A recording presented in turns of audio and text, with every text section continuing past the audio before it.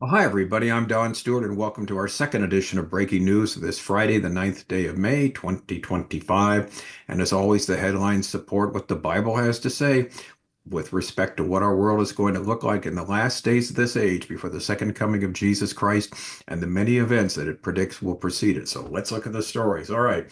First of all, another missile attack from Yemen was intercepted. Millions of people had to go to the shelters. This is from Israel National News. Also, Israel's skies grow quieter as airlines continue to extend their cancellations to Israel. It's from Israel HaYom website. Now we have another story. Iran choosing to stop enrichment program is the best way to ensure they never get weapons. That's from Steve Witkoff. What a ridiculous statement. And that's from the Jerusalem Post. Israel believes Trump lacks Senate support for Saudi nuclear deal without Israeli involvement. This is in Israel Hayom. In other words, Trump could never get anything passed through the United States Senate if he bypasses Israel and goes direct with the Saudis to get some deal that the Senate would have to ratify. All right, also two other stories that kind of give a different perspective to what we've been hearing from many people. Is Trump really turning his back on Bibi and Israel? Don't bet on it. That's in the Jewish News Syndicate. And Mike Huckabee says it's reckless and irresponsible to allege Trump and Netanyahu aren't getting along. This is from the Times of Israel. So what do we have here? We have conflicting stories about whether Israel and the United States are getting along, whether or not Netanyahu and Trump are at odds with each other. Many stories now on both sides. And what we do is just report them. What is eventually going to happen? Well, we'll have to wait and see, right? Next week, Saudi Arabia. All right, let's hit the stories. Number one, missile attack from Yemen intercepted. This is from Israel National News. Sirens sounded in several regions of Israel on Friday due to a missile attack by the Houthis. Alerts were reported as far north as Samaria and Tel Aviv. Ben-Gurion Airport, which was targeted earlier this week, sounded a warning siren as well, and all flights were stopped for a quarter of an hour. Several basketball and soccer matches taking place in central Israel had to be halted due to the attack. The missile was intercepted successfully by the American THAAD system. One woman was reported injured while running to a shelter. This is the second ballistic missile attack by the Houthis since the Israeli bombing of Sana'a airport earlier this week. Remember, the first one didn't even get out of Saudi Arabia. The Houthis have fired 29 ballistic missiles at Israel since the end of the ceasefire. Defense Minister Israel Katz declared, the Houthis have continued to fire Iranian missiles at us. We will respond with force wherever necessary. So we'll see what happens there. All right, because of this, as we talked about earlier and is still going on, the airlines continue to cancel flights to Israel. And that's our second headline from Israel Hayom. Israel skies grow quieter as airlines extend cancellations. American Airlines, Delta, and United have also canceled all their flights to Israel until the end of next week. The coming days are expected to be significant for aviation in Israel, as a substantial portion of major airlines are expected to make decisions regarding the continuation of operations to Israel beyond the dates that they have indicated so far. So most airlines are canceling, through next week. And beyond that, we will have to wait and see. So, of course, it means people can't leave Israel, can't come back home if they're out of the country. Tour groups cannot come to Israel. All sorts of problems, of course, because of the Houthis threatening to make Ben-Gurion Airport, a danger zone and threaten to shoot down planes if they can.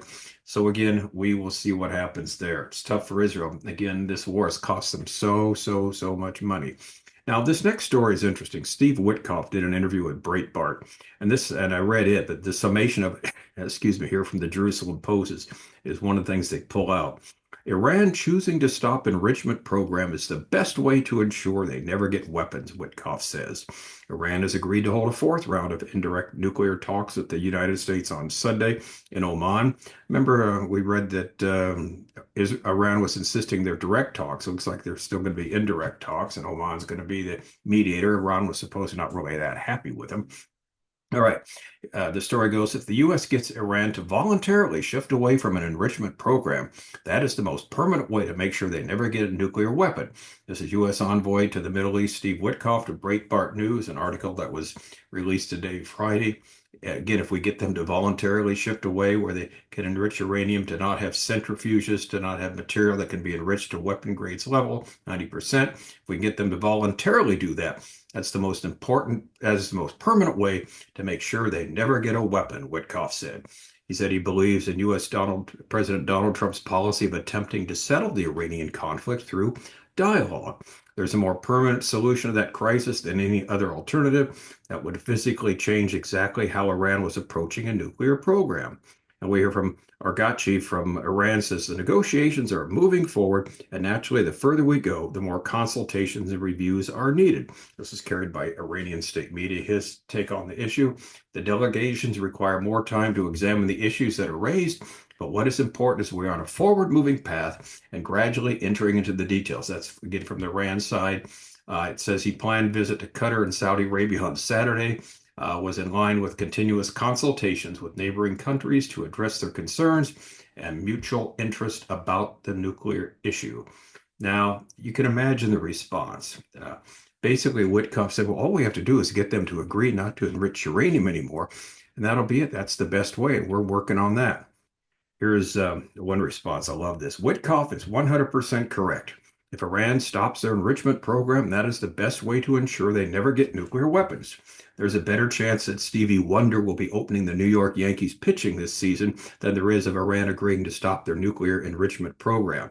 And someone else wrote, does Witkoff have any other equally unlikely to happen comments on world problems to entertain us with? In other words, comments were almost 100% negative. The man doesn't seem to have a clue who he's dealing with, what's going on. And so Iran would give these things up voluntarily when their whole reason for existence for the last 20, 25 years has been the destruction of the state of Israel and then eventually the destruction of the United States of America. Because, as we've said over and over again, they believe they're divinely inspired by Allah to do this, to bring Islamic rule to the entire world. This is from Shia Islam, and this is their perspective. And it's amazing, like I said, how the comments, how ignorant this person is, how he just doesn't know the Iranians. Had he paid any attention to what they've done in the past? Evidently not. So anyway, that's where we're at on that. Now, what's interesting here, I know we're going to shift gears. We talked earlier today about the possible Saudi nuclear deal that that U.S. and Saudis might make. Well, Trump is there in Saudi Arabia. Israel believes Trump lacks Senate support for Saudi nuclear deal without Israeli involvement.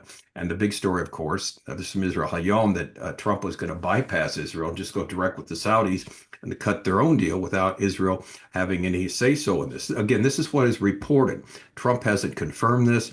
We've got stories going back and forth. But anyway, if that's the case, here we go. An Israeli official claims that President Donald Trump does not have the necessary support in the Senate to advance a civilian nuclear cooperation agreement with Saudi Arabia unless Israel is involved or consents to the move.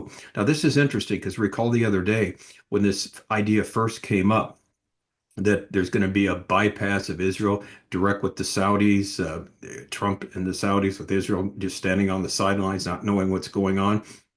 There were a number of United States senators that just really protested that idea. What's fascinating is they come from both sides of the aisle. You have some very conservative ones like Ted Cruz. You've got a moderate like Rick Scott. Then you had a couple real liberal ones like Chris Coons, where's he from? Maryland. And there's one or two others that are very leftist, but they said the same thing. Oh, Blumenthal, I believe, is another one. So bottom line is this probably would not get by the Senate. Now, to have a treaty, something like this, you need Senate approval. And if they bypass Israel, that doesn't seem to be a reality, a working plan that's gonna follow through. So anyway, that's what Israel's saying. They don't think Trump could get it through the Senate. Now, Israeli officials are closely monitoring the recent statements from Trump and admitted they were caught off guard. The third time they've been caught off guard in the last couple of weeks. However, despite the apparent U.S. green light for the Saudi nuclear initiative, Israeli reactions have remained relatively calm. The president won't be able to get approval to push forward a civilian nuclear program for Saudi Arabia without the Israeli component. The Israeli official told Israel HaYom he doesn't have the Senate majority for any agreement that doesn't include Israel or that moves forward without its consent. He confirmed that the Americans have made inquiries with Israel regarding its position, but chose to advance the initiative after determining that Israel could not meet the Saudi demands regarding the Palestinians. Remember, Saudi said there's got to at least be a Palestinian state on the horizon, and also, too, the Gaza war must end. Well, why don't you talk about to Hamas about that? They're the ones keeping it from ending. And so it's amazing how these people read so many articles and so many periodicals that talk about Israel's got to stop this and Israel's got to stop the war, this and that, and look after the citizens of Gaza. Do you remember how this all started?